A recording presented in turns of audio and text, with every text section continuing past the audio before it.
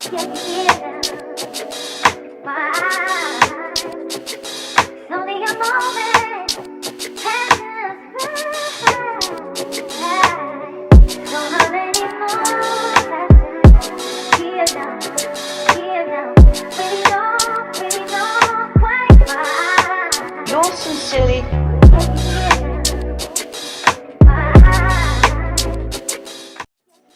everybody, thank you so much for joining me for another episode. Today is a very interesting topic and I have an amazing person here with me, my husband. I'm not even going to tell him to introduce himself because y'all should know who he is already. But I wanted to talk about what sex has been like post-op. I know for me specifically, sex after surgery is very, very interesting. Sex before surgery was very interesting, simply because when you are new to being confident or even just body-wise in general, trying to navigate your way through the bedroom is very, very difficult. It is something that takes time. So pre-surgery, I was having issues with finding confidence in myself, but also finding confidence in the bedroom. And afterwards, I realized that that confidence was always there. I was just so focused on my weight.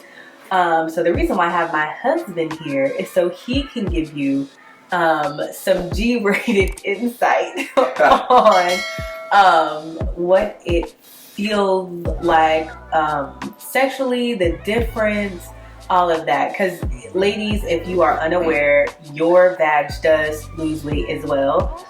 Everything shrinks is what I was told, and I didn't know what that meant until it started to happen. Like my boobs have shrunk, my fingers, my foot, which is insane.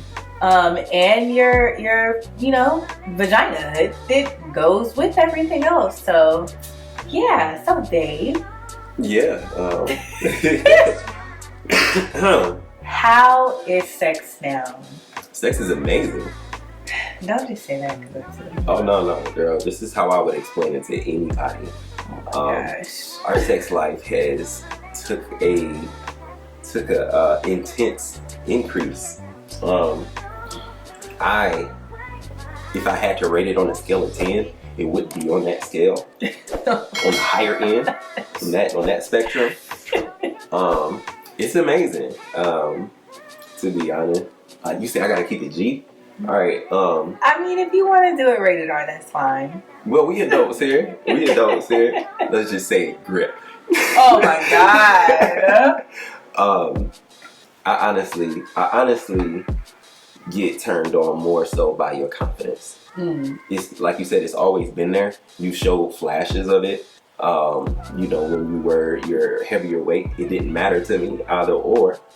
You was gonna get it regardless. I'm done. But when you add the confidence with it, it does something to me so much so that it intimidates me. Like I kind of feel like a virgin all over again, because it's like I'm experiencing you for who you are for the first time. You know what I'm saying? Like before, it was more like a chore to you, kind of like an obligation, and now it's like something that you actually enjoy because you're not getting in the way of your own self by thinking of your weight or thinking of my past or thinking of all of those things that prohibited you from us enjoying each other in that moment. And now it's just like you can tell it's genuine, and for that I have just been on cloud nine. Oh my gosh. And I think, a lot of women that are larger, so I have heard this thing more so from my husband than anybody else, but a lot of guys have kept this narrative going on social media, of course. The reason why guys like big girls is because they have a different level of confidence. And I was like, I don't know what type of big girl y'all talking about, because I don't have that same level of confidence. However, I realized that, if you guys follow us on, me and my husband, on social media and our TikTok and Instagram, we put out YouTube videos as well that have talked about our past. So I think for me, it was never about like the lack of confidence, it was always thinking about the past women that he's been with, because I was a virgin, you know, when I met him and when we got together, he was my first partner, my only partner. So it's like, Yeah. I don't have that much confidence in an activity that someone else is more fluid in than I am, someone who's more versed in that area and has been with different types of women, you know, from chunky to skinny, different ethnicities. Like, I'm just like, I don't know if I can compete with all of that. So it made it very difficult before surgery to find my footing. But I feel like after surgery, I started to put myself in like this caliber. Like, this is who I want to be in the bedroom. This is what I want to feel. And to just throw that out there, y'all, I grew up very, very religious. Like, anytime I masturbated, I was the first one on my knees repenting. I was like, God, please don't send me to hell. And it was really intense. It was so bad. It was so embarrassing. But I say all that to say, like, I didn't really get to do what most women do, or, you know, guys or people in general explore. I didn't really have an interest in sex. I had sexual trauma growing up. So I really didn't have a desire to learn my body. I think somebody on my bus definitely, when I was in middle school, was talking about what an orgasm was. So I went home and asked my mom about it, which was mistake number one. And then I remember, I think this is embarrassing, don't laugh at me. In high school, I actually looked up what a clitoris was, because I did not know what that term was. Didn't know what a G-spot was. I literally spent my 9th grade year looking up different terms because I did not take sex ed. My mom was not with it. So yeah, I learned a lot of things on the back end. So I didn't really get to explore like what I liked in the bed or what turned me on, so to speak. So we literally took the time during our sex life to learn. Like, I was like, you gonna have to strip everything. We're gonna have to start from the beginning. Like, I need to know what this means, what this does, like how this feels. And again, when you're with somebody who is not a virgin, it makes it really difficult sometimes trying to accept the fact that they are gonna, you know, take it step by step with you. Because I literally was like, I don't know what turns me on. I don't know. Foreplay is weird to me. Like, I'm a get to the point kind of person. But I've learned over the course of time that foreplay is like a thing. It is. It's a thing. Definitely. It is something that people actually invite and like women like being woken up, being touched on and stuff. I was like, don't touch me, let me sleep. Don't be feeling on me all day. And I've talked to so many married women that are like, I wish my husband would wake me up like that. I wish my husband would be groping and touching on me all day. And I'm like, coming from somebody who that's their life, it's a little bit weird. And it's not because I don't like the touch. It's not because I don't like the act of sex. It was simply because I wasn't comfortable in my own skin. And it literally took me some time to embrace that. Like, it was some time, y'all. It was some time. You here now, and I'm taking it baby steps with you. The good thing is that you have somebody that understands you. Mm-hmm. Because had I been most men, that clock would have been ticking. Oh, yeah. And it would have caused a lot of unnecessary arguments. Just things that didn't even pertain to sex just would have set another man off. But because I'll be honest, for a while early, once we started getting serious, I was treating Britnee out of obligation, doing things out of guilt, because I felt bad for doing all of the bad things that I did to her in college and just in our earlier parts of our relationship. So, you know, fast forward, comes time where, you know, she's still getting comfortable with her body. Like I said, most men would probably be on this ticking time bomb type of attitude. Me, I was just waiting around like, well, you dug your hole and you gotta lie in it. So you gotta wait for her. And in time, I released the guilt because she forgave me, I forgave myself, and we were able to move forward in our relationship. And then it became a thing of, okay, how can I help her? You know what I mean? Like, I wasn't pushing the agenda so much with sex. Did I slip up? Yes. Did we argue sometimes? Of course. Men are physical beings. But in the long run, like, I knew that she wasn't going nowhere. I knew I wasn't going nowhere. So it was like, how can I help her through this transition of helping her feel confident about herself? This was way before she was even considering surgery. It was just like, if this is who she is for the rest of her life, it is what it is. And I'm going to help her be comfortable at any pound of her weight. And, you know, over time, it's just became this natural growth with her, because we've opened up with each other and we've expressed what we like, what we dislike, and she's found herself. Do we still have a long way to go? Of course. We're only 6 years into our marriage, but you know, I've seen you making strides, complete strides. Again, so much so I feel like a virgin sometimes how confident you are. But you're worth the wait, and I'm willing to put in the work for it.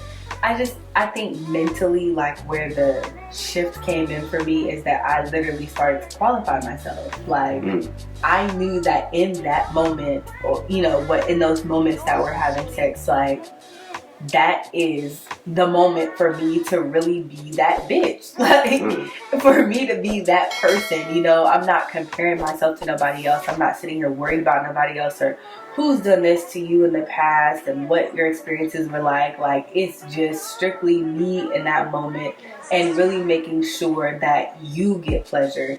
I think, like, for a lot of women, at least the narrative that I see is, no, I'm gonna get mine. I'm gonna get my nut. I'm gonna get this. And I'm like, okay.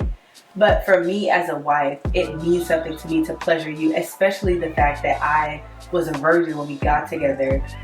It's important for me to make sure that you feel satisfied because you have been with other women. You have experienced that, you know, fluidity inside of sex. So it's like, I don't want to be that inexperienced girl after all of these years. Like, I get it that you were a virgin when I met you, but bro, come on, like, you gotta do better. So, you know, for me, it's just been like, I've literally just been trying to make sure that when I'm in it, I'm in it. Like, I'm not thinking about anything else. I'm just thinking about making sure that you feel good, even if that means I have to experiment and do something different. We have to try a different position. We have to try a different move. Our foreplay has to look different, like, whatever it is. I try to make sure that, you know, I am doing the best that I can in that moment. I'm a giver anyway, so you don't have to worry about trying to go straight Sasha Fierce on me. Cause listen, if that's what it takes. Oh Lord. But no, I really think that, I mean, our sex life could definitely be better. I feel like it. First of all, let me be real blunt, straight, raw with y'all. Since this surgery, first of all, I had PCOS. That was my pre-existing condition. So I also have an IUD, which is coming out soon because I can't do it. Here's why. Because I literally get a cycle every 7 days. So I'll be 7 days on, 7 days off, 7 days on, 7 days off. This has literally been a trend for the past 2 months. When I tell y'all, I am so over it, and I know for a fact it's because of the IUD. Even though I have a low hormone IUD, I know that because my body is changing so rapidly because of the surgery, the IUD is it's not knowing what to do. So typically when my body changes, meaning I go to the gym, I lose any type of weight, whether it's slow, quick, a little bit of weight, a lot of weight, whatever it is, because I have that IUD, it kind of shifts my hormones and shifts my body. So it causes me to have a cycle. But before, you know, the surgery, when I've had this IUD for like 3 years.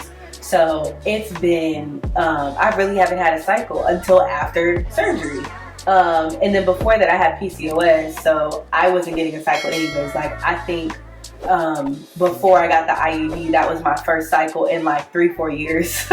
Like I did not get periods, so it was very difficult to adjust to that now, because it's like, dang, we're trying to create this whole situation in the bed, but I keep getting my cycle like 7 days on, 7 days off, and sometimes if I switch up my workouts, I'll get a cycle within those 7 days off. Like it'll just be like some browning, and it's really frustrating. I'm like, bruh, I feel bad because, you know, normal guys would be excited, which he was, the fact that I wasn't getting a period. But now, this whole 7 days on, 7 days off thing has really been throwing off our, you know, sex time and schedule. So it's literally made us like horny jackrabbits all day. And it's just frustrating. Like, I be trying, y'all. She do. It is hard. I'm like, I don't know what else to do. At this point, I'm just getting the IUD out. He's already been snipped, so we don't have anything to worry about as far as children. But, child, it's frustrating. Like, I really feel like it was a conspiracy against my body. Like, what the hell is going on? It's been aggravating. Maybe you need to reach out to your community and see if anybody else is experiencing that. Because, yeah, that's for the bird. This is ghetto. Like, this whole bleeding thing. Oh my God. I'm like, ooh, y'all get periods like every month? I feel like normal people. I feel like spoiled, and now getting it every 7 days. I'm like, this is not for me. But I do have a question for you. Oh no. Don't do that. My question, as a man, obviously, do you like when the positions change during sex, or do you kind of like that same kind of rhythm? Like, do you understand what I'm asking? Do I like do positions? You like that? Yeah, like throughout sex, or is that something that's just like important? You know, I've only seen HBO porn. Like they be switching positions every 5 seconds, and I'm like, okay. Y'all see what I'm dealing with? She's so literal and so analytical. She get in her head. Saying, like, is it like 3 positions per sex? Oh my God, who's counting, girl? I'm counting because I want to make sure. Listen, once you lost in the moment. Whatever, girl. We can hit 8 positions, and I wouldn't even be able to tell. Oh my gosh. In short, yes. There is no rules. We make it what we make it. HBO got rules, okay? Okay. We ain't got no cameras. I mean, like, we can set one up. That's enough. It's off the record. No, it really is on record. I'm so done. But no, I don't care. Whatever you're comfortable with, you gonna get it either in one position or 4, whatever you want. Oh my gosh. But I don't care. So, do you prefer to be topped off, or would you prefer to give, starting with sex? I'm a giver. I'm just naturally a giver because I know how to start the engine. That's why foreplay is very crucial. Most women, if you ask most women, they do prefer foreplay because it's hard for a woman to just hop into it. Like, y'all have to be involved, and it starts in the emotions, and the emotions are created in the foreplay. Those little cues, those little things that get those spots hot. That's like small talk of sex. Like, that's just so weird. Like, why are you here? Get to the point. But we take the things off, let's go. And if you can just get to it, then cool. You know, better for the man, because it helps lessen the creativity that we have to come up with. Like, having to come up with different moves, like, especially in a marriage, like, this is a forever thing. So you mean to tell me I gotta, like, keep it fresh for 20-some odd years? Like, that's a lot. Yeah. But that's why I say I'm a giver, because I know how to start the engine. And if you're okay with that, then that's what I'm gonna do. But you know, would I like it if you took control? Of course. Like, what, man? Well, like, it's just like if we go on a date, you know what I'm saying? Or a first date, and the man says, you know, give me the bill, I'm gonna pay for it, and then the girl, she takes the check, and she like, nah, baby, I got it. That type of stuff is like, oh, okay, oh, she got it. Oh, I'm about to take her out for round 2. Like, we're not expecting y'all to do that, but if you do, it's just like, yo, you blow my mind. Okay. But do I like the foreplay stuff? Of course, like I'm willing to try anything with you, but you have to be willing and get past your shyness, your pre-learned behavior. Like, oh my God. you just gotta be completely open. That's such a barrier. It's gonna feel weird. You're probably gonna want to talk yourself out of it, but I promise you, if you go through with it, at the end you're gonna be like, that was weird, but I kind of liked it, and I'm willing to try something else. It's just a gateway for you to see what you're comfortable with and see what you like. You never gonna know, and that's why, you know, we'll end up doing the same, maybe 1 or 2 positions, because you just never opened up your horizon. It's just weird. Like, okay, so to let y'all know, we have been married, yes, for 6 years in October, but we have been together, what is it, 12, 11 years, something like that. We've been together since 2011. So it feels like forever, but we met in 9th grade, so we've known each other since we were 14. So out of all of those numbers that I just threw at y'all, a little algebra lesson, I have been so shy around him. Like, it's been so weird trying to like break out of this shell. Like, literally anybody who knows us from high school, I have literally been shy around him since high school. We've been married all this time, have 2 kids, so we're not shy to the bedroom. And I'm still shy. Like, it's so difficult trying to break that barrier and just go for it, because it's like, oh my gosh, it's just Dorian. Like, it's so weird. But listen, and I always get so shy and timid. I'm like, I'm messing this whole thing up. Oh my god. I see you thinking, like, you wear it on your forehead. I can see it. See, that's why I need to start fucking with the lights off. Again, that's why I'm a giver. Because once I start seeing you thinking, it's like, nope, let me turn it up a notch. Make her forget about it so much. But oh my god. I honestly feel like you would break your shyness if you were open to new ideas and just went for it. Because if you can get past that on the most intimate level, then when we're out in public, you won't be as shy just because I'm looking at you. It may turn you on because it's like, oh, I'm about to try this. I saw this on Instagram and I'm about to try it on internet. But on the most intimate level is the time to explore, because then it travels on into just our day-to-day life. Like, you'll see the confidence that you exude just based on last night. You feel me? Oh my god. Y'all, this man is crazy. That's what I've chalked it up to he's crazy. You want to be on the show. The man, listen. Big mistake, honestly. I appreciate you. Yeah, I have some work to do, but all in all, I can say that sex post-op is very different.